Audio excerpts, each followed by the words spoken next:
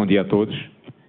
Vamos dar início à nossa reunião de avaliação das condições de navegação na hidrovia do Tietê-Paraná.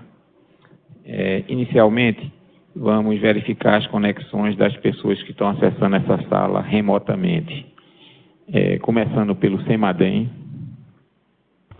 Bom dia, Joaquim. Aqui é Giovanni Dolifo, da Meteorologia do CEMADEM. Obrigado. ONS Rio. E Joaquim, bom dia. Conectado. Ok, obrigado. Departamento Hidroviário, São Paulo.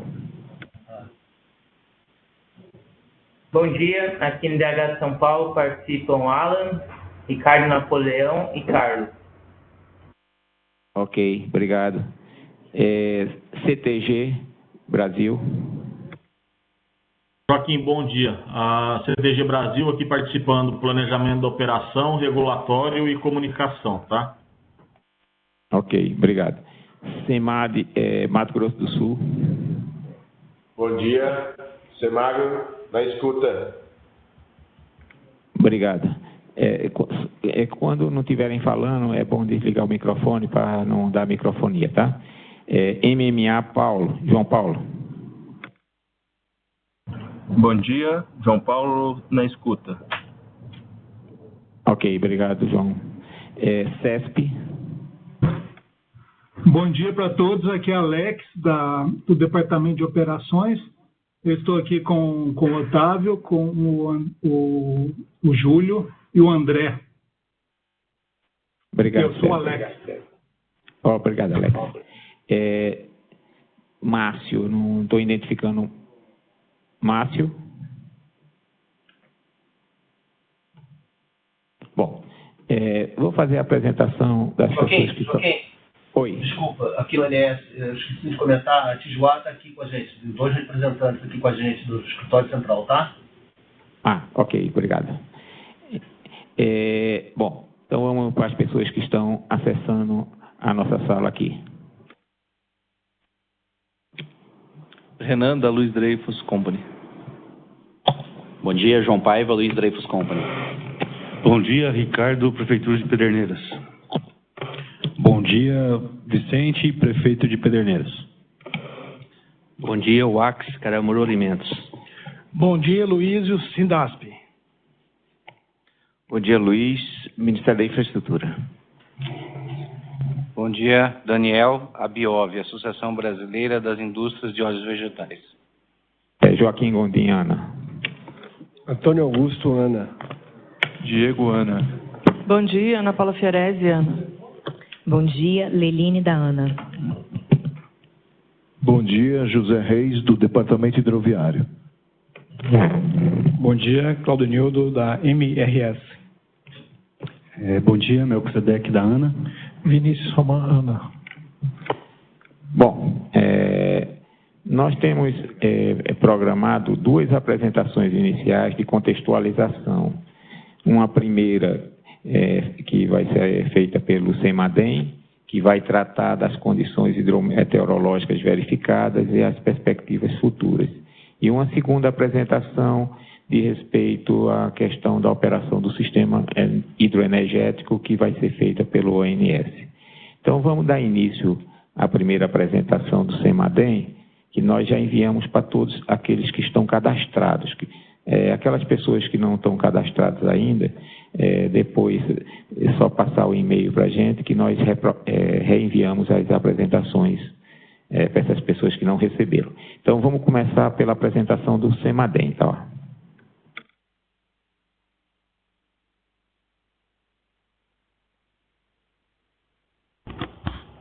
Ok, obrigado, Joaquim.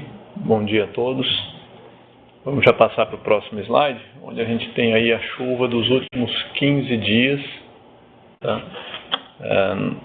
Aproximadamente ali esse círculo vermelho marca a área das bacias de interesse aqui. E tivemos chuvas em boa parte do estado de São Paulo. Essa é uma época em que chove muito pouco, né? É um dos meses mais secos, né?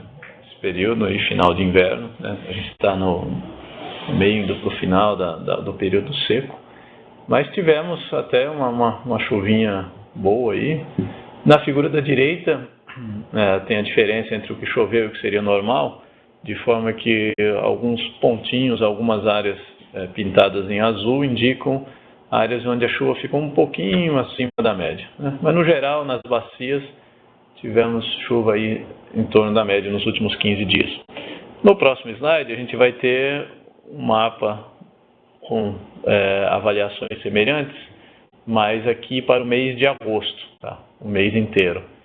Então, na figura da esquerda, vemos que tivemos algumas chuvas, e essas chuvas, em algumas áreas, tivemos ali na divisa ali entre São Paulo, Mato Grosso do Sul, Triângulo Mineiro ali, tivemos umas chuvinhas um pouco mais abundantes, e na figura da direita isso aparece com a cor azul, né? Foi uma chuvinha um pouco acima da média.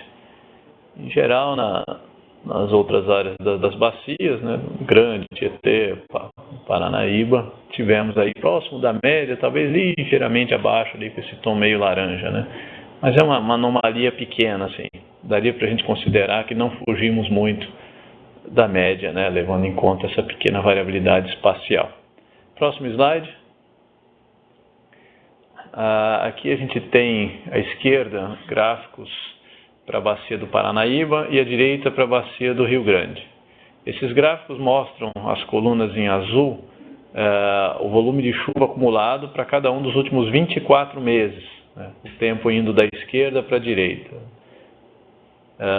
A linha cinza mostra a média de longo termo. No caso, vamos analisar a esquerda do Paranaíba, a média de longo termo para, por exemplo, o último mês, eu circulei ali em preto, uma linha mais grossa.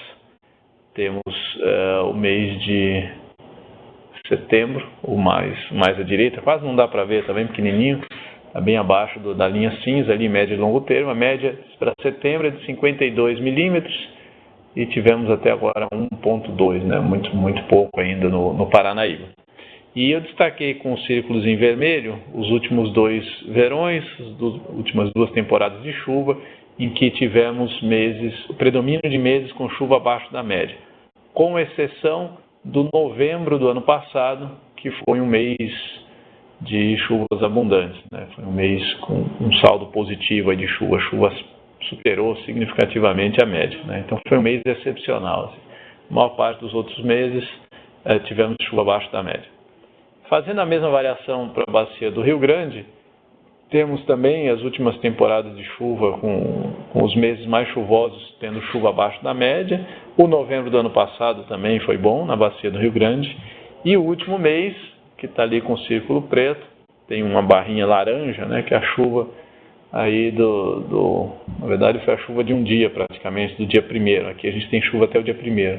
Né? Tivemos uma boa chuva aí nesse iniciozinho de setembro, né, no domingo aí, foram quase 10 milímetros, isso já é mais do que 10%, né, da chuva do mês, que é de 66 milímetros. Então foi uma chuva muito boa aí no primeiro dia do mês para a bacia do Rio Grande. Próximo slide. Aí a gente vai para a bacia do Tietê, o mesmo tipo de gráfico, mostrando que também tivemos verões, temporadas de chuva com déficit de chuva, as últimas 2, e que a coluna laranja aí, a última à direita, no canto direito inferior do gráfico, onde eu destaquei com a linha preta, mostra a chuva também desse iniciozinho do primeiro dia de setembro, né, quase 16 milímetros, também representando aí um bom percentual, quase 20%, do que a gente tem praticamente 20%, né, da chuva do mês inteiro, né, caiu no primeiro dia do mês. Então, setembro começou realmente positivo aqui, né? Principalmente na cabeceira das bacias, da bacia do Tietê e do Grande também, né? Porque essa chuva pegou mais leste de São Paulo e sul de Minas, tá? Vamos para o próximo slide. Aqui a gente tem a imagem de satélite. Então, depois de ter olhado como é que foi a chuva dos últimos tempos, vamos olhar para o presente. Aqui eu destaquei 3 áreas, porque temos 3 perturbações atmosféricas, né? Daria para colocar 3 frentezinhas aí. São frentes fracas, mas são sistemas que vêm causando alguma chuva aí no leste de São Paulo, principalmente na cabeceira do Tietê-Paraná E hoje, por exemplo, nesse momento, estamos com chuva ali na cabeceira, no sul de Minas ali, né? Parte da cabeceira do Tietê e do Grande também, recebendo algumas pancadas de chuva. Né? Próximo slide. Aqui a gente passa a ver as previsões. Aqui é o desempenho. Desculpa, ainda não é a previsão. Aqui a gente vai olhar para trás para ver como foi a previsão dos modelos, a previsão em vermelho e observado em preto. À esquerda, a gente tem a bacia do Paranaíba, né, onde não choveu e não tinha previsão de chuva, está tudo certo. No gráfico da direita, no final do gráfico, a gente percebe que a linha preta sobe um pouco, né, indo até valores ali de 10, 12 milímetros, e a previsão era de apenas 2 ali antes, né, e mesmo depois bem pouca chuva. Então, na bacia do Grande, choveu um pouquinho mais nesses últimos dias do que estava previsto, né? Choveu mais do que estava previsto, tá? Então, essa boa chuva que a gente viu lá do dia 1º, ela não tinha sido prevista com o volume que foi observado, tá? Próximo slide. No Tietê também, né, a gente comentou que choveu na cabeceira e essa chuva, né, do dia 1º também foi subestimada pela previsão quantitativa de chuva. Tá? Então choveu também na cabeceira da bacia do Tietê um pouco mais do que estava previsto. Próximo slide. Agora sim, vamos olhar a previsão, onde a gente vê que para 7 dias, começando a contar a partir de hoje, ainda temos chuva ali no leste de São Paulo, no sul de Minas, então ainda nas cabeceiras do Tietê e do Grande. Próximo slide. Aqui em detalhes, à esquerda a gente tem a bacia do Paranaíba e sem chuva, né? 0 chuva em 10 dias. Já na bacia do Rio Grande, na cabeceira, temos algumas chuvas aí. Próximo slide.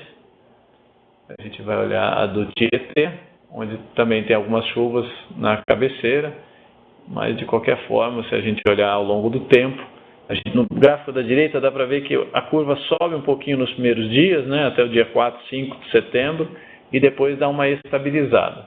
Isso significa que essa chuva que a gente está vendo ainda é em função daquilo que a gente vê na imagem de satélite, essas perturbações, né, e que já vem causando chuva desde o final de semana, esse 1º de setembro que a gente falou que foi bom. Então, ao longo dessa semana ainda tem algumas instabilidades, ainda teremos algumas chuvas, mas que depois disso deve voltar a secar. Tá? Próximo slide. Aqui, a primeira linha de cima é a previsão de 14 dias. Então, começando hoje até 13 dias para frente. A figura mais à esquerda, ela mostra a climatologia. Seria normal chover nesse período de 14 dias, né? De hoje até 13 dias para frente. De hoje até 17 de setembro. A coluna do meio, né, a figura do meio, mostra o quanto está sendo previsto. Tá? Então, a primeira figura é o normal de chover. A segunda figura é o que está sendo previsto. E na terceira figura a gente tem a diferença entre os dois. De forma que o que está com cores quentes, né, amarelo, indica chuva abaixo da média. Então vejam que na parte do Tietê e do Grande tem cores amarelas indicando que a chuva para esses 14 dias vai ser um pouco abaixo. Não é muito, né, uma anomalia pequena. Um pouco abaixo da média. Tá? Eu lembro aqui que geralmente nesse período as chuvas elas não acontecem distribuídas ao longo do mês, elas acontecem assim mesmo, passa uma frente fria, um pouco mais instável, causa algumas chuvas, então são chuvas episódicas, né? São alguns dias no mês em que a gente tem chuva. Como já estamos tendo aí nesses primeiros dias de setembro, é normal que a gente fique aí, depois disso, alguns dias sem chuva, tá? Podendo ter novamente até final do mês um outro episódio de frente fria e voltar a chover, tá? Então é esse cenário que a gente está vendo, essa chuvinha no começo de setembro e aí dando uma parada um pouco. Bom, aí a segunda linha e a terceira linha está dividido entre a primeira linha a gente tem os 7 primeiros dias, que são as previsões que a gente já viu acima, e a terceira linha é a segunda semana, né? Então é do 8º ao 14º dia de previsão, tá? Próximo slide. Aí a gente vai ter a previsão trimestral, foi atualizada nesses dias, previsão para setembro, outubro, novembro, tá? É uma média desses 3 meses. Vejam as cores amarelas em Minas, né, indicando uma tendência de anomalia negativa de chuva, né, e positiva em São Paulo, que poderia beneficiar um pouco aí a bacia do Tietê. Tá? Eu lembro que isso é uma média para 3 meses. Né? E aqui a gente não tem informação de dentro desse período de 3 meses como é que essa chuva vai evoluir. Tá? No próximo slide, a gente vai ter a previsão de El Niño, né, que não está acontecendo e não deve acontecer aí até meados do próximo ano. As previsões dessas barras cinzas são as previsões de neutralidade e são as que, no momento, as previsões indicam com maior probabilidade de acontecer. Situação neutra com relação ao El Niño. Ok? Joaquim, eram essas informações, fico à disposição. Obrigado. Ok.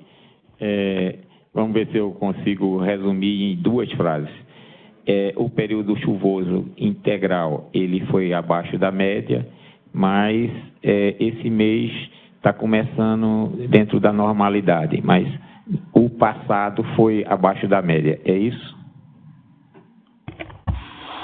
Sim, Joaquim, é isso. A última temporada de chuva a gente teve menos chuva do que o normal e esse mês de setembro começou positivo. Ok, obrigado. Bom, eu vou abrir a apresentação do ONS e depois eu abro para comentários gerais de todos. Então, ONS, vamos colocar em tela a apresentação de vocês. Bom dia a todos. Vamos atualizar em relação à situação do Sistema Interligado Nacional, em relação às condições hidrológicas e de armazenamento, em especial na bacia do Rio Paraná, mas a gente sempre trata um pouquinho também de outros subsistemas. Inicialmente, a gente vai fazer uma rápida passagem pela condição meteorológica, né? O Giovanni já colocou com bastante informações o período que a gente está vivenciando, mas por isso eu vou passar bem rápido por esses slides. A gente passou aí por um período de março e abril favorável, em torno da média, alguns locais acima da média, né? Depois de termos, como o Giovanni colocou, temos passado por um dezembro e um janeiro com anomalias negativas de precipitação, fevereiro já teve uma recuperação, e março, abril a gente ainda manteve em torno desses valores aí, um pouco acima ou um pouco abaixo, nessas diferentes bacias brasileiras. Em maio, a gente percebe nitidamente uma anomalia positiva na região sul, nas bacias da região sul, e depois, a partir de junho, a gente percebe que a gente passou por um período já de anomalias mais negativas em relação às bacias de interesse do Sistema Interligado Nacional. Esse trimestre foi desfavorável, a gente pode citar como exceção, apenas no mês de julho, o extremo sul do país, que pega a bacia do Rio Jacuí, e particularmente a bacia do Rio Tietê também em julho. Tá? No próximo slide, a gente observa esses últimos 2 meses e a perspectiva de setembro. Aquilo que eu falei, né, no mês de julho tivemos uma anomalia positiva de precipitação no Tietê, ficamos acima da média histórica, e no Jacuí também. No entanto, em termos de energia natural fluente, que é aquela medição das afluências agrupadas em cada bacia, a gente percebe que só na bacia do Rio Tietê que a gente teve um valor acima de 100%, que é esse 136% que está disposto aí na 4ª coluna.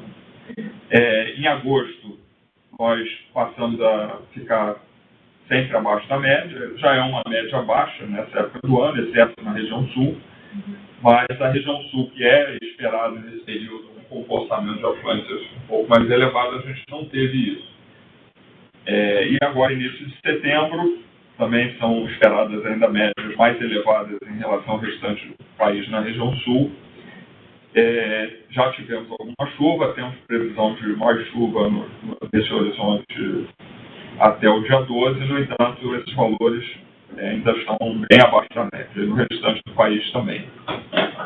Isso é importante para colocar, que quando a gente trata aqui das condições da hidrovia Tietê-Paraná, o sul do período seco é um fator importante para nos sinalizar se a gente vai ter uma condição mais favorável ou não para esse atendimento da hidrovia. Então, por parte do Sul, a gente percebe que o Sul não está muito favorável, seria um ponto de atenção. Mas depois a gente vai observar como é que está o comportamento do restante do sistema, principalmente as bacias formadoras do Paraná, Grande Paranaíba, e a gente vai ver um sinal um pouco diferente em relação a essa situação do Sul. Mas vamos lá. Em relação às condições hidrológicas, que é o próximo slide, a gente observa que nós tivemos esse quadrimestre, né, do período seco, de maio até agosto, vazões abaixo da média na bacia do Rio Grande, com perspectiva de setembro a gente continuar nesse patamar entre 80 e podendo chegar até 60, que é a previsão que a gente tem para o mês de setembro. A bacia do Rio Paranaíba também, nesse patamar aí de 80, variando de 87 até 69%, a previsão para setembro. Valores que estão, eu diria que entre os 15 piores, né, do histórico, mas não são tão críticos como os que nós vivenciamos nos últimos anos. No Sudeste como um todo, já melhora um pouco a condição e a gente chega a ter valores entre até perto de 100% até 74%, que é a previsão para setembro. A região Nordeste, nós continuamos a ter um período desfavorável de afluências vai variando entre a sétima e quarta pior do histórico, valores abaixo, inclusive, de 50% da MLT, principalmente nos últimos meses. E na região Norte, estamos também com afluências abaixo de 100% da MLT, mas numa condição, eu diria assim, mais próxima lá do Sudeste, como um todo, variando aí de 90% a 70% da MLT, como lá no Sudeste. E a região Sul, que há uma variabilidade maior, nós passamos por maio e junho, que as vazões ficaram bem acima da MLT, chegamos a valores acima de 150% da MLT, e agora vivenciamos o mês de agosto, chegamos ao ponto de ter 28% da média histórica, sendo sexta pior afluência do histórico na região Sul. Para setembro temos aqui 55%, mas isso é uma modelagem, eu diria, mais estocástica do que baseada na previsão de precipitação, que a gente não tem esse horizonte tão grande para assegurar que a gente vai ter alguma melhora, né? No entanto, de qualquer forma, o próprio modelo estocástico está dando em torno de 55% da MLT apenas. Bom, como eu falei, a gente está numa condição desfavorável de afluência, no entanto, tanto a bacia do Rio Grande como o Paranaíba, eu pediria que passasse para o próximo slide, por favor. A bacia do Rio Grande, a gente observa que a gente está abaixo da média em termos de acumulado de precipitação desde outubro do ano passado até junho desse ano. No entanto, nós estamos com valores melhores que nos últimos anos, exceto 2015 e 2016, na bacia do Rio Grande, que ficou mais ou menos em torno do que nós temos agora. Os outros anos, 16, 17, 17 e 18, nós tivemos uma condição de precipitação pior e, por consequência, uma condição hidrológica agora melhor do que a desses últimos 2 anos.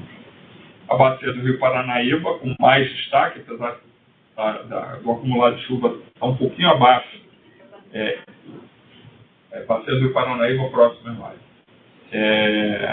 Apesar de estar um pouco mais abaixo do Grande em relação à média histórica, ele se destaca em relação aos últimos anos, né? Então, foi o ano aí dos últimos 6 anos de melhor condição de precipitação por consequência hidrológica. Próximo slide, por favor. Vendo, então, o reflexo disso em termos de armazenamento da região Sudeste nessas 2 principais bacias formadoras do Paraná, fica claro aqui que nós estamos numa condição melhor do que a dos últimos 2 anos. Em relação a 2016, que foi um ano que nós tivemos precipitação razoável, como eu mostrei lá no Rio Grande, foi um pouco acima até do que ocorreu esse ano. A gente tem um armazenamento, assim, eu diria, razoavelmente satisfatório em relação aos últimos 2 anos. Vamos olhar o próximo slide, que aqui tem uma comparação mais detalhada em relação a esse efeito que eu coloquei. Se olharmos a tabelinha no canto esquerdo ou inferior, a gente observa que no Sudeste, o armazenamento hoje não, no dia 1º de setembro, estamos com 39,2%, que é o maior nos últimos 6 anos, aliás, o segundo maior nos últimos 6 anos, só perdendo para o armazenamento de 2016, que foi 45,8%. Na bacia do Rio Grande, também estamos com o segundo maior armazenamento, só perdendo para 2016, com 41,3%. E na bacia do Rio Paranaíba, ele é o melhor dos últimos 6 anos, inclusive supera o de 2016, 38,5%. Em relação ao ano passado, esse descolamento é ainda maior, né? A gente está com 11% na região Sudeste, em relação ao 27,9% do Sudeste como um todo. No Grande, estamos com 19% acima do ano de 2018, e o Paranaíba estamos com 12% acima de 2018.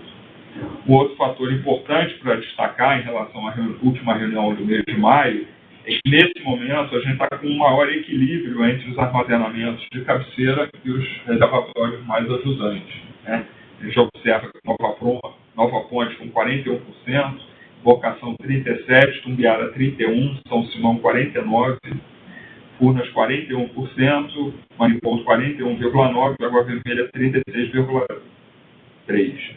Se a gente lembrar da reunião de maio, a gente tem um desequilíbrio maior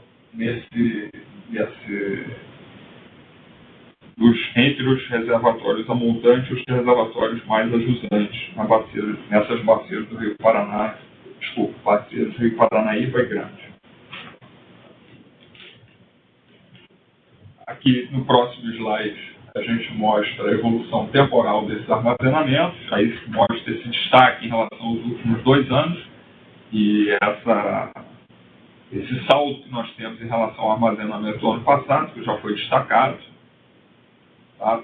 Primeiro para Furnas, mais Nova Ponte e Emporcação.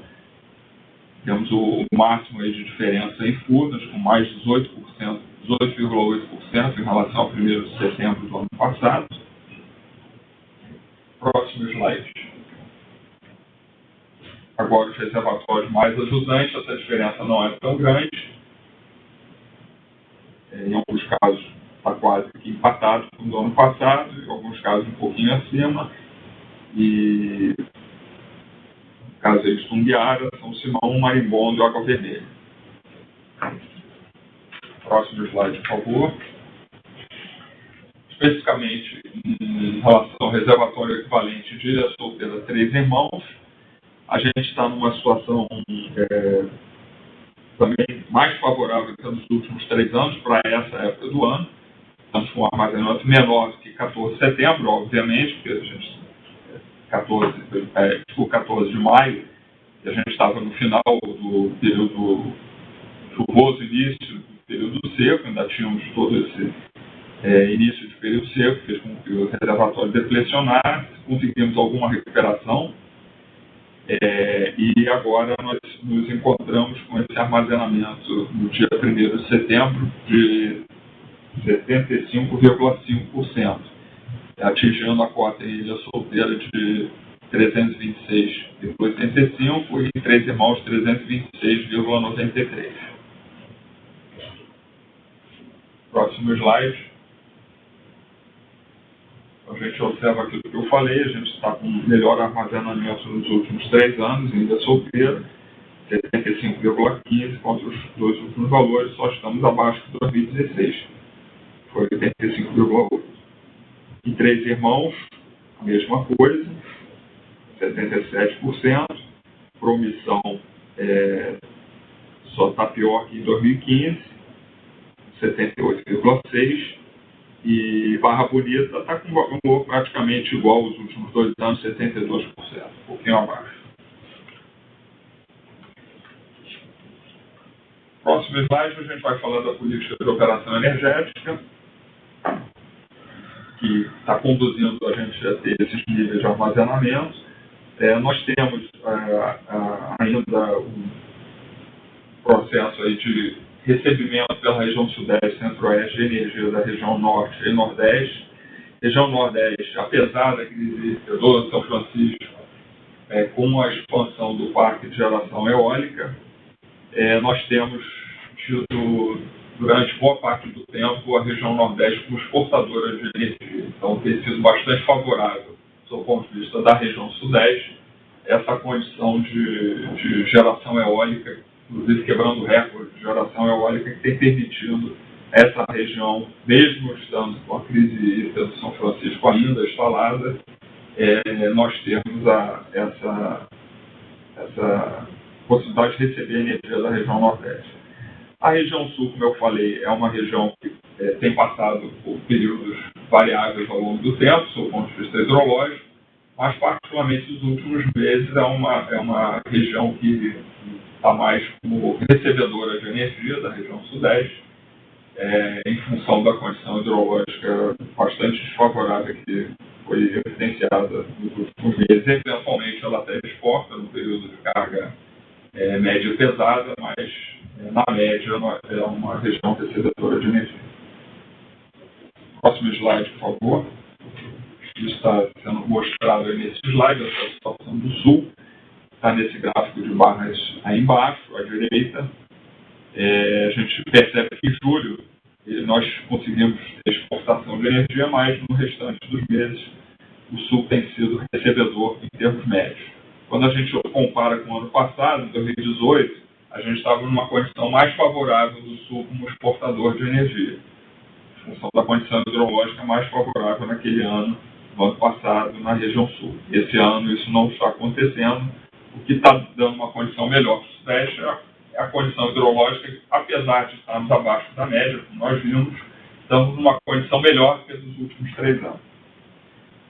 Em termos, agora, no próximo slide, de armazenamento na região Sudeste, a gente observa mais ou menos isso que já foi tratado aqui, em função das condições hidrológicas e dos armazenamentos que nós já vimos dos principais reservatórios. Nós estamos numa condição do Sudeste e Centro-Oeste com armazenamento que está melhor do que dos últimos anos. Ainda não é melhor do que o ano de 2016, mas ele está melhor do que os 2 últimos anos. E na região Nordeste, próximo slide, apesar da condição hidrológica ainda desfavorável, em função da política de operação, que tem sido muito acompanhada no âmbito do grupo de acompanhamento coordenado pela Agência Nacional de Águas, tem se conseguido uma recuperação do armazenamento em relação aos anos passados. E aí nós conseguimos hoje estar com essa projeção aí do armazenamento acima de 40% no Nordeste, com perspectivas de terminarmos em torno de 30%, um pouquinho abaixo de 30% ao final do período seco, mas não pela condição hidrológica, mas muito mais pela questão da gestão das afluências, das defluências na bacia. Tá? Nesse ponto, a gente conclui essa etapa da nossa apresentação. Vou passar para o Mário Daer, que ele vai colocar uma avaliação já de uma perspectiva de médio prazo até o final do período seco. Bom dia, senhores. Próximo slide, nós vamos falar um pouco, como o Vinícius colocou, sobre a expectativa de como nós vamos chegar no final do período seco. Né? Então, estamos atualizando esse estudo, né? Foi feito já a terceira vez que nós apresentamos esse estudo. Esse tipo de estudo nós temos sistematicamente apresentado ele nas reuniões do CMSE, né? Onde a gente escolhemos, né, os últimos 5 cenários hidrológicos nos últimos anos, 14, 15, 16, 18, 17, 18. Né? Na verdade, nós trabalhamos com modelos MAP, onde pegamos a chuva verificada nesses anos, né, e com o uso do modelos MAP nas bacias que já é possível utilizá-los, geramos cenários de vazões. Né? Então, é um processo chuva-vazão. Então, do lado esquerdo, nós temos os cenários de chuva, e do lado direito, nós temos os cenários equivalentes de vazão. E temos um 6º cenário que nós calculamos a média das vazões desse período 14-18, com base no cenário chuva-vazão. Próximo slide, por favor. Então, considerando a atualização, né, todo mês nós atualizamos esses cenários eles vão ser apresentados amanhã, mas atualizados, né, no mês de setembro, né, a partir do mês de setembro. Essa visão aí é vista de agosto. Né? Amanhã temos uma reunião do CMSE onde nós estamos atualizando essas informações. De qualquer forma, nós vamos ver os resultados, são muito próximos, né? Onde o melhor cenário, assim, para essa avaliação, né, foi o cenário de 2015, né, o chuva-vazão 2015, onde a maior ENA, agosto, novembro, nos sistemas Sudeste e Sul. O cenário médio de 5 anos, que é o cenário 14-18, e o cenário mais pessimista, aquele que tem a ENA média de agosto e novembro, a menor ENA média de agosto e novembro, tanto no Sudeste quanto no Sul. Então, essa foi a abordagem que nós fizemos para fazer as 3 avaliações do prospectivo até novembro. Nós trouxemos no próximo slide, mais um, por favor. Nós trouxemos aí, então, para cada um desses cenários, qual é a evolução, a prospecção de chegarmos ao final da estação seca, em novembro de 19. Né? Então, nós temos ali para o cenário, o melhor cenário, né, que nessa avaliação foi 2015, chegaríamos a 35,2, no cenário médio, 30,9, e no pior cenário, esse vermelho, né, que foi 2017, 26,9%. Esses números estão sendo, então, revistos, serão apresentados amanhã no CMSE. Vou antecipar para os senhores que números seriam esses, né? Ali no 35,2 chegaremos a 32, no 30,9 chegaremos a 28 e no 26,9 chegaremos a 21,6, sendo que, na verdade, o pior cenário agora passa a ser 2016.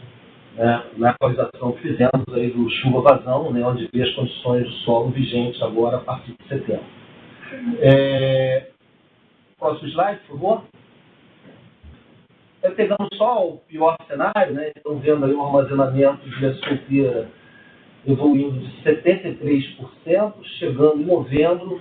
Esses números estão sendo atualizados, né, mas a diferença não é muito grande com relação a esses armazenamentos por reservatório, chegando aí a 45,7%, né, ao final de novembro.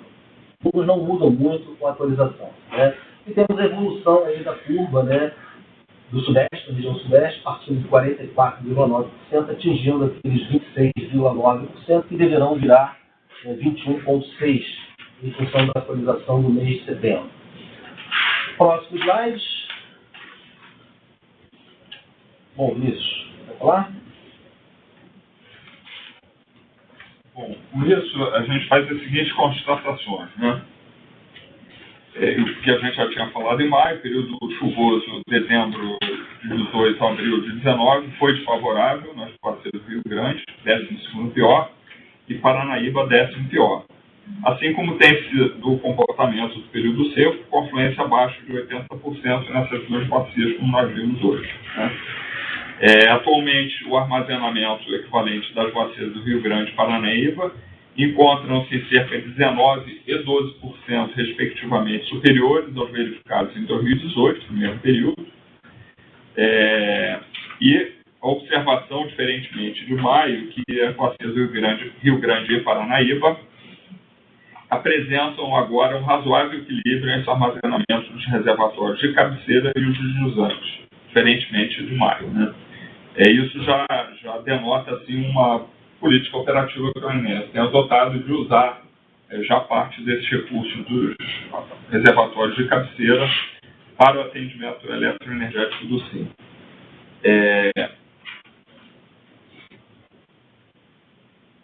Esse slide aqui, desculpa, esse quarto tópico aqui não foi atualizado não, isso aqui era o de maio. Está mantido? Ah, então tá.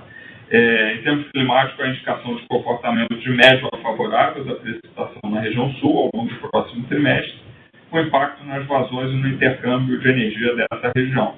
O que a gente não viu no trimestre anterior, mas há essa expectativa aí em função do cenário climático. recomendação, então, que o INS faz para essa reunião, conjunturalmente, considerando as atuais condições hidroenergéticas e os cenários hidrológicos previstos, são esperadas condições favoráveis para o atendimento das condições mínimas de navegabilidade da hidrovia Tietê-Paraná. Propomos que a próxima reunião seja ao final do período seco, em novembro, com a apresentação dos estudos de evolução das condições hidroenergéticas. Acompanhamento da evolução das condições do SIM durante esse período seco, ainda esses últimos meses que faltam, outubro e novembro, setembro, outubro e novembro, e caso haja degradação das condições operativas previstas, realizar alguma reunião no intervalo inferior a esse, mas não temos essa expectativa nesse momento que isso seja necessário. Era isso que nós tínhamos, Joaquim, por parte do INS. Ok, Vinícius, obrigado. Bom, vamos tentar resumir um pouco. Embora as condições meteorológicas passadas não foram tão favoráveis, a política de operação que vocês realizaram, né? Vocês conseguiram equilibrar o sistema, no sentido de reservatório de cabeceira e reservatório de jusantes, e de maio para cá equilibrou-se, tá certo? E vocês veem condições adequadas, nas condições que estão hoje, para a manutenção dos níveis mínimos da hidrovia até o final do período seco desse ano e início do período chuvoso, né? Então, essa é uma notícia boa. Queria só que você resumisse se isso que eu falei reflete o que você falou assim durante meia hora, tá? Então, é isso? Perfeito, Joaquim. O diagnóstico o resumo está muito bem feito, isso mesmo. Nós conseguimos fazer a operação equilibrada e há uma expectativa de manter essa operação equilibrada até o final de novembro. Os níveis para o final de novembro do equivalente, é claro que não são de absoluto conforto, né? São níveis que nos preocupam um pouco. 26%, 21% são níveis baixos, né? Mas permite a garantia, né, do equilíbrio aí do sistema, né, com relação à hidrovia, inclusive. Tá? Então, em relação a esse problema, não há essa preocupação, né? E mesmo em relação ao sistema, também não é uma situação de alarme. É claro que a gente gostaria, como operador do sistema, né, que os estoques fossem mais confortáveis no final da estação seca, para que a gente dependa menos da próxima estação chuvosa, né? Nós estamos aí, vocês têm acompanhado com a gente, nós estamos aí há quase 7 anos, né, sempre torcendo para a próxima estação chuvosa, né? Sempre esperando muito da próxima estação chuvosa. De novo, vamos torcer para a próxima estação chuvosa. Mas com relação à hidrovia, acho que a situação assim, na visão de hoje, né? A visão de hoje ela é confortável, na visão de hoje, né? Temos que esperar as evoluções aí ao longo ainda desse final, desse período de transição, tá? Ok, também a gente não pode esquecer que nós estamos ainda em bandeira vermelha, né? Então isso reflete que também temos que ficar com atenção, né? Bom, bom, eu vou dar oportunidade às pessoas poderem tirar dúvidas das apresentações, né? Então eu pergunto sobre as apresentações em si, tanto a parte da meteorologia como do ONS. Tem alguma dúvida que gostaria de ser esclarecida sobre as apresentações? Ok. Joaquim, referente ao ONS, tá? O Arx Caramuru. No último slide, apresentou que é uma previsão, né, que em Ilha Solteira vai ficar em torno de, em novembro, 45%. Tem esse valor de 45% em cota?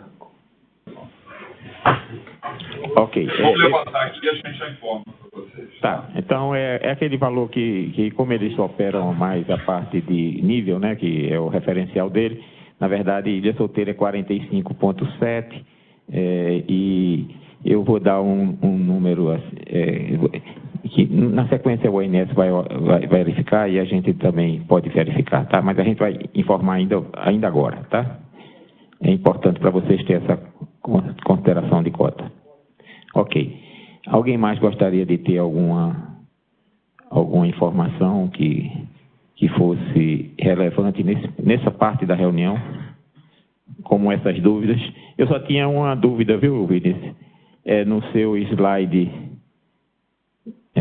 deixa eu ver qual é o número, seu slide 15, eu acho que, 15, não é besteira, mas eu acho que a seta do sul está trocada, mas tudo bem. Você tem razão, Joaquim, eu já tinha percebido isso, mas não deu tempo de... Não, é só porque eu tenho um defeito, que eu fui muito tempo corretor de prova de mestrado, essas coisas, né? E aí eu tenho uma sensibilidade para ver essas coisas, para pegar os alunos e dizer assim, olha, você precisa mudar isso, porque se o professor não mudar nada, ele não leu, né? Então, desculpa, Vinícius, é só porque eu acho que era importante, porque o Sul eu acho que não está tão favorável assim, tá? Bom, alguém mais gostaria de comentar sobre essa parte da reunião, que é a parte mais operacional da reunião, que é a parte da apresentação. Nós vamos abrir depois para comentários e discussão sobre a hidrovia em si, mas sobre essa parte operacional. Eu só lembraria duas coisas que são importantes nessa visão. Como o Vinícius falou, ele agora está iniciando um processo de deplecionamento também dos reservatórios de cabeceira, né? E sempre, quando isso acontece, algum movimento é feito, tipo, estão baixando meu reservatório para atendimento da hidrovia, estão secando meu reservatório para atendimento da hidrovia. Então, esse movimento existe, né? Eu tenho pelo menos 2 outras salas de crise onde essas coisas são comentadas, né? Então, para vocês não imaginar que isso é feito sem ter alguma negociação em termos de outros ambientes, tá certo? Como, por exemplo, a bacia do Paranapanema, tá certo? Que precisa suprir energia e água lá para o sistema de Itaipu, mas que com isso diminui a quantidade de água que vem do sistema do Paraná mais Ilha Solteira e por aí. Então, essas coisas são feitas, para não imaginar que outros ambientes são furnas, tem sempre colocado isso com mais vigor, a manutenção do nível 762 em furnas. Então, esse ambiente conseguido, tentando fazer essa grande conciliação de interesses, tá certo? Mas isso reforça a importância da gestão, tá entendendo? Vinícius,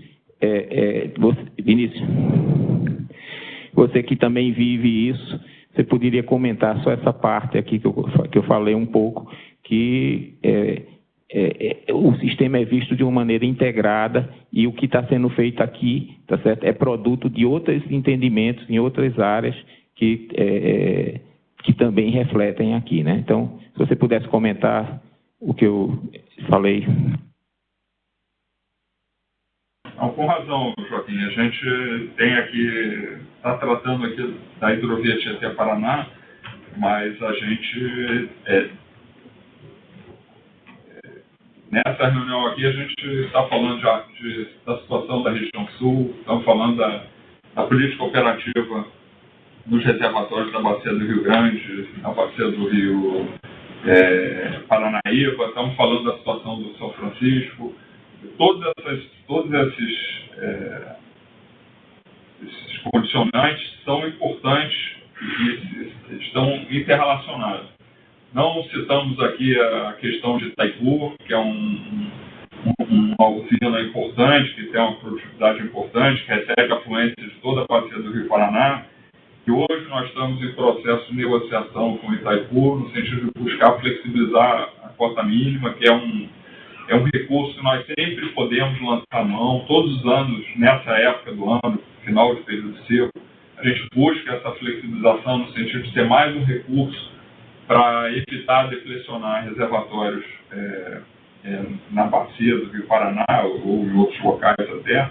E, particularmente esse ano, uma conjuntura que nós estamos passando aí na relação entre Brasil e Paraguai, a obtenção desse recurso está um pouquinho mais lenta. Não quer dizer que a gente não vai conseguir, estamos em vias de ter esse recurso a mais, mas ele está um pouco atrasado em relação aos anos anteriores, função da conjuntura política entre os dois países, que rebateu nessa tomada de decisão por parte da usina de Itaipu, que todos sabem que é uma usina binacional.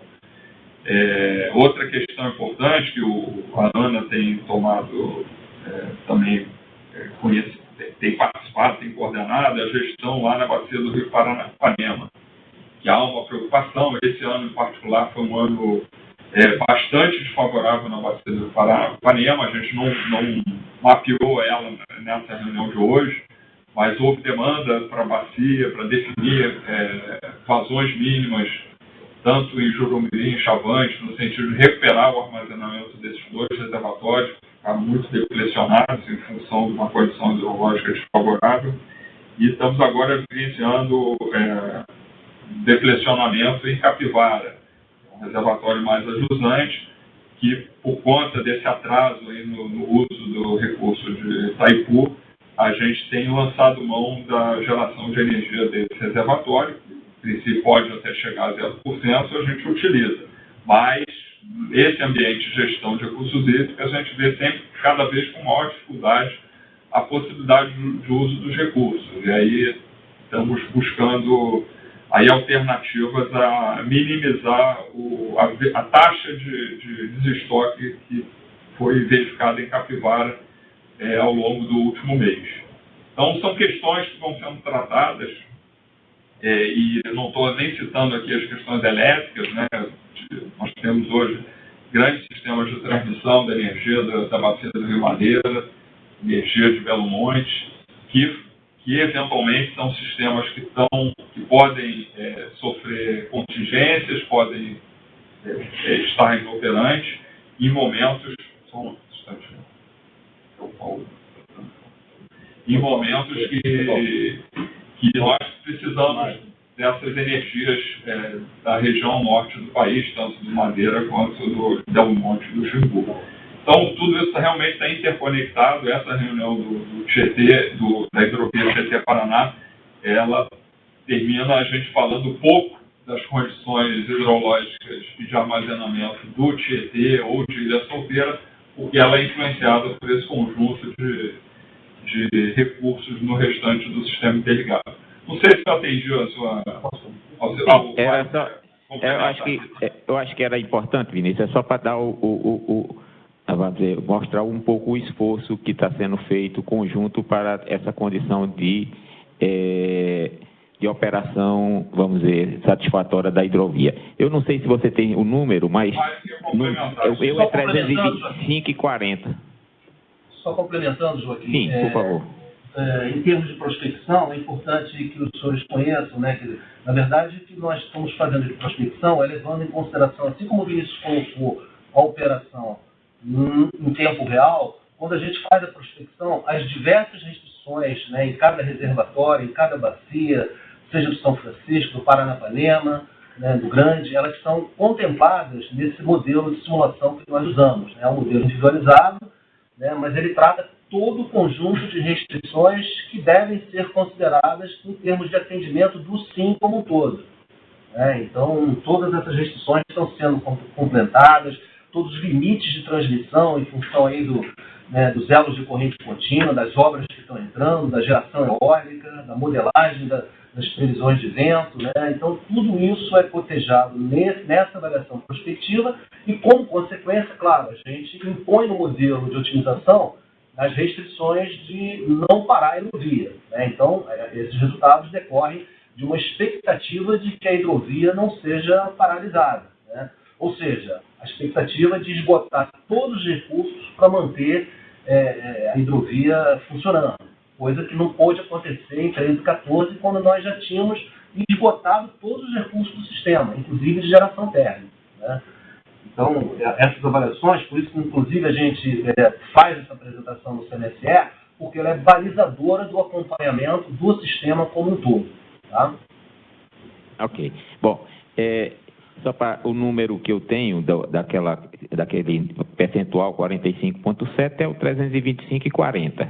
325,40 é a nossa condição de mínimo que nós temos, tá? Então, que foi apresentado, aquele 45,7 é a condição de mínima que tem, que é 325,40, tá? Então, esse é um ponto importante. Bom, é isso mesmo, Joaquim. Esse número ele é posto como uma restrição hard no processo de otimização, tá? Ou seja, a gente não deixa violar isso aí. Como decorrente, a gente faz a expectativa de operação do sistema. Não quer dizer isso que a nossa projeção seja chegar exatamente nesse nível. Mas é manter acima desse nível, né? Não baixar, né? Ok. Mas pode ser que a gente chegue em níveis maiores dependendo das condições hidrológicas que se realizarem. Ok. Então vamos entrar agora na parte 2 da nossa reunião, que é como vemos a questão da hidrovia e nossas condições futuras. Essa aí, condição futura, não mais olhar no horizonte temporal dessa quadra anual, né? Mas olhar o futuro dela, né? Então, é nessa parte que eu acho que é importante também nós termos sempre um espaço nessa reunião para discutirmos as nossas condições futuras. Aqui foi mostrado que, conjunturalmente, nós estamos em condição de atendimento dos mínimos até o final do período seco. Entretanto, nós ficamos, de novo, à mercê da questão climática do ano que vem.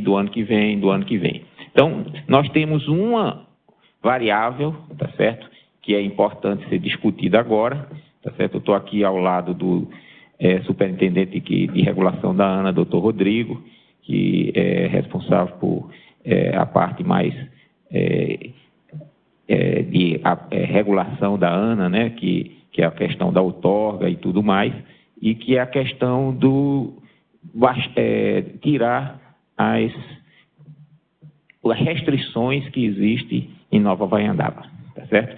Que isso vai fazer com que o reservatório de Ilha Solteira ele possa depressionar pelo menos 2,40 metros, que é uma reserva estratégica para anos ruins, certo? Então a gente nunca pode deixar de não falar nesse assunto, no sentido de que trazer o sistema uma reserva a mais, tá certo?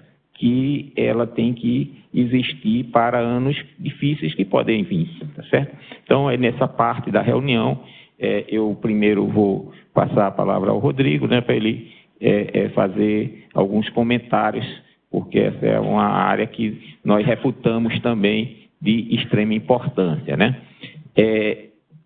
Rodrigo, eu vou só abrir aqui também, se alguém gostaria de comentar alguma coisa agora sobre essa parte 2 da reunião, é a visão futura.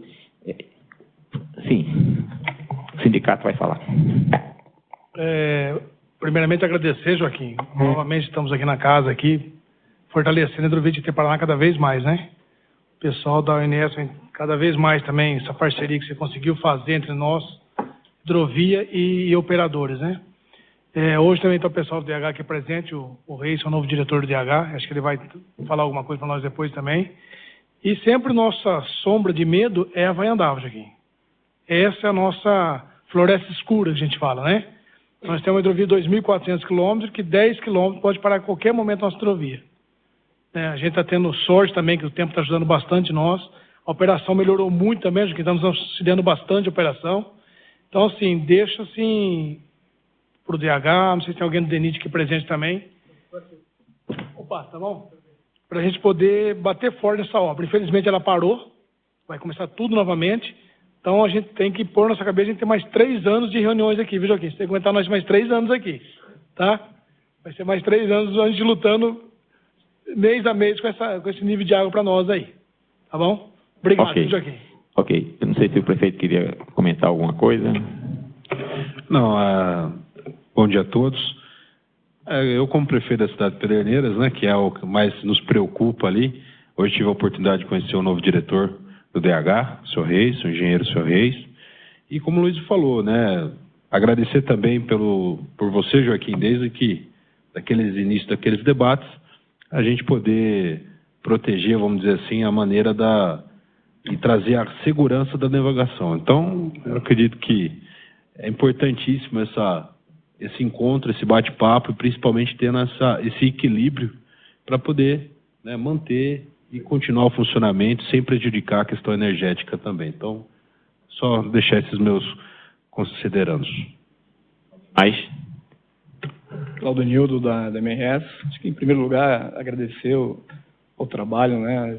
A manutenção dessa sala de crise é importantíssima aí, né? Como a Luísa falou, nós temos aí pelo menos mais 3 ou 4 anos aí pela frente, né, Luísa? Que a gente vai precisar muito desse trabalho aqui para garantir a navegabilidade e os investimentos que a gente tem na hidrovia, né? E estamos com uma parceria boa aqui com o Reis, está chegando agora, mas certamente está de braços abertos aí para colher nossos pleitos e trabalhar em conjunto para a gente conseguir terminar essa obra de Havaiandava. Obrigado. Ok, eu vou dar a oportunidade ao Reis, mas antes de, só para ver se alguém mais gostaria de comentar. Sim, por favor. Bom dia, Daniel Amaral da Abiov. Queria só reforçar a palavra de todos aqui, agradecer a oportunidade desses debates muito importantes. Reforçar também que nossas empresas associadas trabalham com safras cada vez maiores, tem muito interesse na hidrovia Tietê-Paraná em fazer investimentos, em aumentar a diversificação, né, da nossa matriz de transporte, e a hidrovia ela é essencial para isso. Então, reforçando as palavras do sindicato de que as obras Nova Havaiandava são muito importantes para nós. É a Associação de Óleos Vegetais, né? Só traduz porque o pessoal que não é familiarizado aí você... A associação ela trabalha com... os associados, né? Trabalham com soja, com farelo de soja, com milho e com diversos granéis.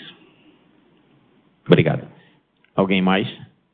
Bom, então, Reis, se você pudesse agora...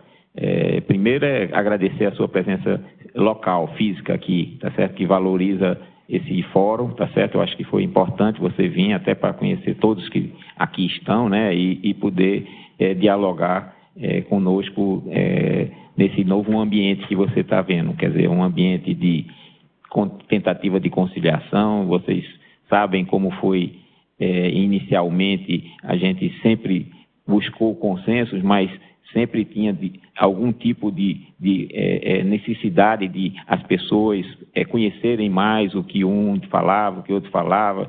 E nas primeiras reuniões, se vocês se lembrarem, tinha questionamentos sobre a parte de operação do setor elétrico, que era assim difícil que uma pessoa de fora do sistema questionasse, mas havia esses questionamentos, até isso aconteceu e foram superados, né? O setor elétrico mostrou aí que está operando o sistema e com essas restrições adicionais para atender a todos. Quer dizer, então, eu acho que essa conciliação existiu e o respeito, tá certo, ao que a política que cada uma entidade faz foi essencial para o bom andamento dessa sala, né? Então, Reis, seja bem-vindo a esse ambiente, que eu não espero que seja de 4 anos, não, de 2 anos, eu acho que a gente consegue antes, mas... Por favor, Reis. Olá. Bom, eu fui tão citado aqui que eu tenho que falar, né? Mas é um grande prazer estar com vocês aqui. Eu acabei de chegar, né? Não faz nem 30 dias, mas realmente eu estou aqui para somar. Estou à disposição de todos, já fiz novos amigos aqui, já tenho outros e... Eu sei, eu acabei de chegar, eu não era dessa área, minha área, eu era da turma do mal, eu era da área rodoviária, né? Mas eu já sei que o nosso grande gargalo é a Havaiandava. Esse é um grande problema, que a gente está muito preocupado. Quando eu não sei como funciona, me perdoem, eu ainda estou aprendendo. Eu já posso falar o que eu vim falar ou eu vou ter um outro momento? Bom, você pode falar e tem a palavra franqueada o tempo que você precisar. Ok. Então, é claro, um dos tópicos que eu vim falar foi sobre a Havaiandava. E a Havaiandava, vocês sabem que o contrato foi rescindido. Quando eu cheguei, isso já tinha ocorrido. Foi uma decisão de secretaria. A decisão foi porque o contrato se encerrava em novembro e ainda pouco havia sido feito da obra. Isso foi o que eu recebi no momento que cheguei e aí ele foi rescindido. É claro que por ser um gargalo e pela importância que ela tem, eu estou empenhado, junto com o secretário, de que a gente retome a obra o mais rápido possível. Eu vou dizer a vocês, é claro que vocês sabem que tudo isso pode atrasar, mas a gente pretende que haja uma nova licitação até o final do ano. E a gente quer que isso ocorra, a gente entende que nós temos que terminar a Vanhandava para dar uma segurança aos usuários da hidrovia. Então, de Vanhandava é isso. Se eu puder esclarecer mais alguma coisa, estou à disposição. Fora isso, eu estaria à disposição sempre lá no DH do que vocês necessitarem. Eu vim com mais alguns tópicos, que seria o desassoreamento de AMB, que o edital já está na rua aí desde julho. O canal de Bitinga, ele está em andamento, com previsão de conclusão para abril de 2020, que seria o melhor ângulo de entrada, né, dos comboios na eclusa. Essa notícia é boa. A manutenção do balizamento dos levantamentos batimétricos, isso já está em andamento. Isso já está funcionando. Eu tive o prazer de estar com algumas pessoas lá no local.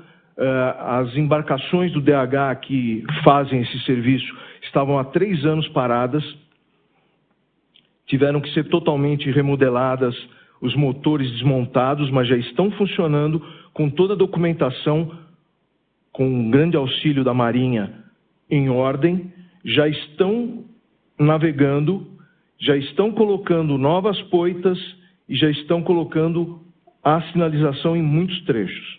Então, isso já é um grande ponto que a gente conseguiu obter. Ampliação do vão da SP-425. Já foi dada a ordem de início do serviço.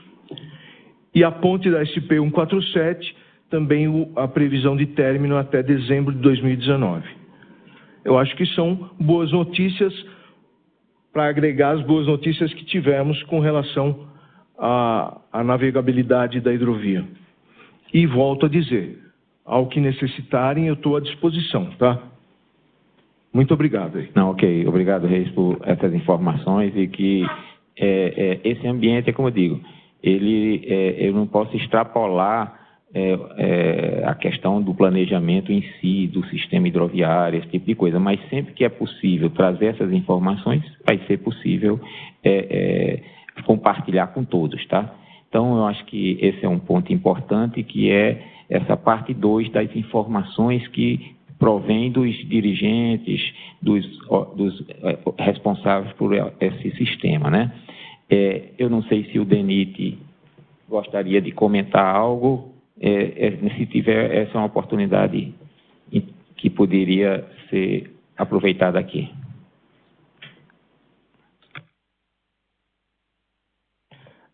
Oi. Na verdade, o que o DENIT quer fazer é só dizer que concorda com a exposição feita aqui pelo diretor. Até me apresentando para ele, prazer, sou o Gleilson, trabalho lá na diretoria aquaviária do DENIT, depois a gente conversa com mais calma. E assim, o DENIT tem acompanhado de perto a evolução dessas tratativas e já está se preparando porque esse trabalho de retomada do processo licitatório, ele precede de todo um trabalho de levantamento técnico, de inventário dos serviços que foram executados, da identificação do saldo de serviço que precisa ser feito, e essas coisas iniciam no DH e evoluem para o DENIT para fins de aprovação. Então, a equipe do DENIT já está se mobilizando, já está entrando em contato com as outras áreas que precisam se envolver no processo, além da diretoria aquaviária, para que, quando isso evoluir do DH para o DENIT, seja um processo rápido. Então, foi isso que pediram para que eu trouxesse aqui como informação para vocês, dizer que estamos juntos e vamos fazer acontecer rápido e tentar fazer com que aconteça essa licitação ainda esse ano. Tá bom? Ok. Bom, então vou agora sim passar a palavra para o Dr. Rodrigo, que é o nosso superintendente de regulação, para ele comentar sobre essas condições que foram colocadas aqui. Bom dia a todos. Eu queria fazer um comentário aqui, um pouco na linha do nosso gargalo, que é o Pedral, não é isso? Desde 2015, só voltando um pouco no tempo, Joaquim tem coordenado aí a sala de crise aí da hidrovia Tietê-Paraná, né? 2015, nós já estamos entrando já no 5º ano, praticamente, né? E aqueles que participaram desde o início se lembram bem das discussões que ocorreram com o DH, das discussões que ocorreram com o DENIT, das discussões que ocorreram com o Ministério do Transporte também desde 2015, em função do estabelecimento de uma data para a conclusão dos trabalhos de derrocamento, né? E, nesse sentido, a gente emitiu, depois desses 4 anos e meio de reunião, nós emitimos a outorga 1297, de 1º de julho de 2019, em favor da Rio Paraná Energia, tá? Eu queria ler para vocês aqui o artigo 1º, parágrafo 1º da nossa outorga, tá? Em favor da Rio Paraná Energia. O nível d'água mínimo operativo a montante de 325,40 deverá ser mantido até 15 de julho de 2020, prazo informado pelo extinto Ministério do Transporte para a conclusão das obras de derrocamento entre as UHS Nova Voiandava e Três Irmãos, a partir de quando poderá ser praticado o nível d'água mínimo a montante de 323. Esse foi o acordo feito e nós temos ofícios, né, do próprio DENIT também e do próprio Ministério do Transporte estabelecendo como final das obras 15 de julho de 2020. Eu acho que todos se lembram dessa discussão ocorrida aqui, né? Bom, nesse sentido, após a outorga ter sido emitida, que foi emitida novamente em 1º de julho de 2019, nós encaminhamos um ofício para o empreendedor e também para o DH Viu-Reis. Esse ofício que eu estou fazendo a menção, né? O ofício com a outorga emitida, né? E nós tivemos a resposta do DH, que você deve estar com as informações aí, em 23 de julho de 2019, que eu gostaria de ler aqui trechos dessa resposta do ofício. É que as obras de derrocamento da jusante da Eclusa de Nova Voiandava estão em processo de paralisação e rescisão contratual. Assim, será necessário iniciar nova licitação para a recontratação desses serviços e estimamos que o prazo necessário de 48 meses para a licitação contratual e execução da obra. Dessa forma, a redução do nível d'água mínimo normal montante para a cota 323, antes do novo prazo, inviabilizará a navegação no trecho e, consequentemente, causará a interrupção do tráfego de longo curso na hidrovia Tietê-Paraná. Diante do exposto, solicitamos que o nível d'água mínimo operativo ao montante seja mantido até a conclusão da obra. Assim que for expedida a ordem de serviço de início das obras, informaremos com o prazo com mais detalhes, assinado pela senhora Maria Lúcia de Souza Neta, que é a diretora do Centro Administrativo. Bom, passados esses 4 anos e meio, né, ainda nós não conseguimos ir no nosso calcanhar de Aquiles, né, que é as obras de derrocamento. Quer dizer, em função, esse ofício foi encaminhado no meu nome, tá? Em função disso, eu encaminhei para a nossa diretoria colegiada para a avaliação e discussão do assunto, tá? Então, nós estamos hoje nessa situação, a diretoria colegiada da ANA, composta por 5 diretores, né? É ela que avalia todos esses processos e toma as decisões, tá? Quer dizer, colocando aí, não sei qual é a decisão que ela vai tomar, não sei que tipo de articulação que ela vai fazer com o próprio Ministério de Minas e Energia, ou com o Ministério da Infraestrutura. Quer dizer, nota-se que a gente fica até em dúvida, 48 meses já passados, quase 5 anos, né? Essa que é a nossa grande questão a ser resolvida nesse momento. Estou colocando o cenário para os senhores, né? A preocupação que a ANA tem com essas intervenções que foram pactuadas lá de trás, não é isso? E que até hoje a gente não teve sucesso. Na realidade, o derrocamento é uma parceria ganha-ganha, né? Todos ganham, o setor elétrico ganha, assim como o setor hidroviário ganha, tá? Então era isso que eu queria colocar. Bom, dito essas palavras, eu acho que todos agora estão nivelados com o que está acontecendo, as notícias boas também, né, que outras ações também estão sendo feitas, né. O ONS sugeriu que nós tivéssemos uma reunião em novembro, tá certo?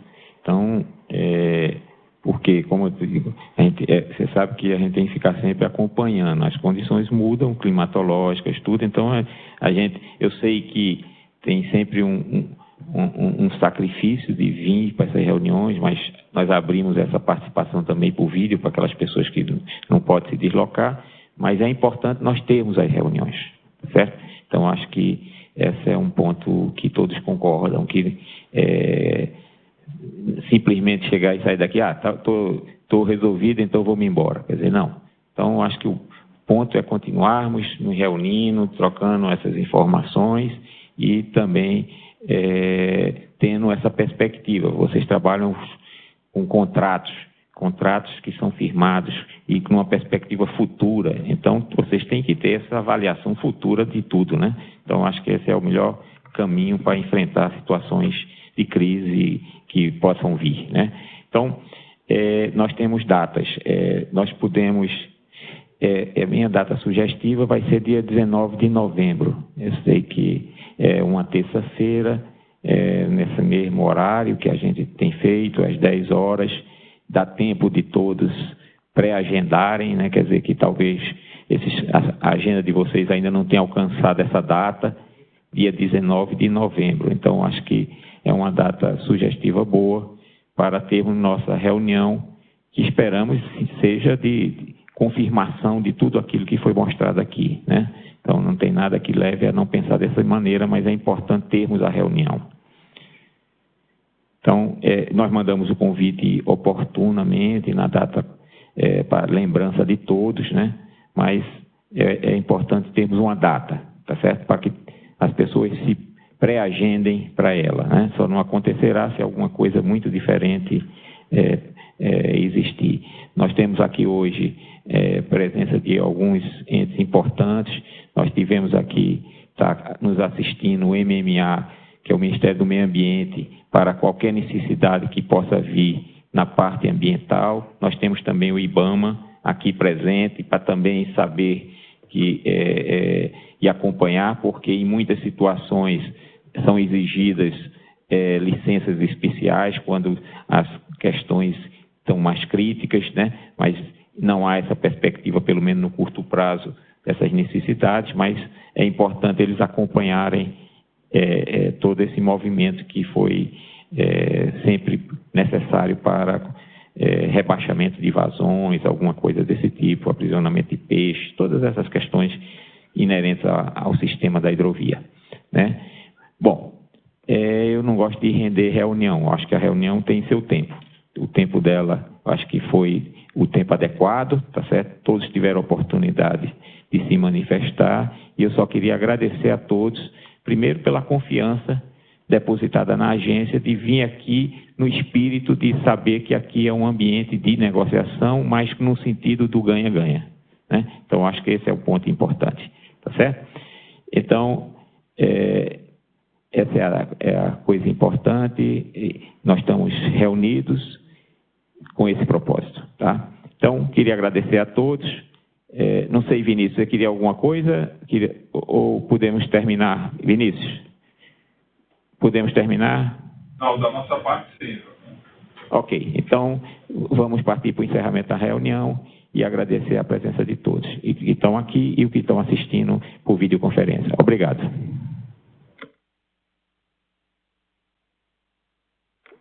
Obrigado, João, pela presença, viu? Tchau, senhores. Bom dia. Tchau, tchau.